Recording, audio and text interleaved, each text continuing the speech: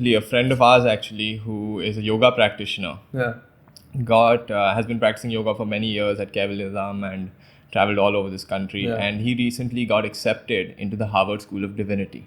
Right. And I was like, wow, congrats. I'm so proud of you. Yeah. Now you've made it. Right. And he looked at me and he was like, when I applied, I was pretty pumped. And then I spent about 3 months in the mountains with actual rishis and actual yogis. Yeah. And it occurred to him that perhaps even the loosest approximation of divinity is not to be found with a Harvard degree paying $70,000 for it. Right. Yeah, exactly. So we do it to ourselves. It's ingrained. And if something like yoga can be appropriated so strongly by them and we are allowing and encouraging it, I think it is quite sad.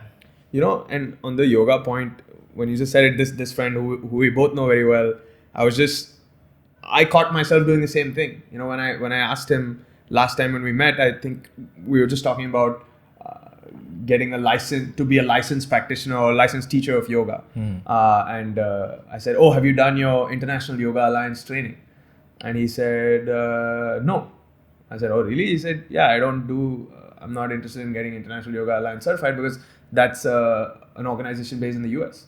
Why should I get certified there when the land of yoga has enough certification institutes that are perhaps even truer to the source of what yoga in the classical sense is supposed to be? So why should I not be getting certified here? And even I had to catch myself saying, oh man, yeah, why did I think that International Yoga Alliance certification is somehow the peak when your domestic ones can be as good or if not better? I mean, do the domestic ones have a hot white chick in Lululemon?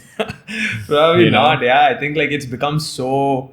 I think we could do a whole conversation on yoga itself, but I think having lived abroad, some of the places I've gone to for yoga classes and the things I've seen that have been passed off as yoga, it's disappointing. And I don't think I'm someone that's ever been I think people also take the whole oh, this is culturally appropriate, like that too far. I think our entire civilization has always been at some level a mix of cultures, trade, spices, culture, conversation, language.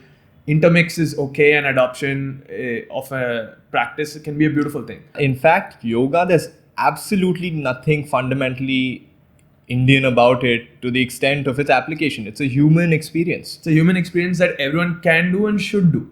But for me, it comes to stripping it off its spirituality and religiosity, by the way, as well. 100%. Stripping it off all of that to just kind of make it a buffet where you can pick and choose what yoga should be for you.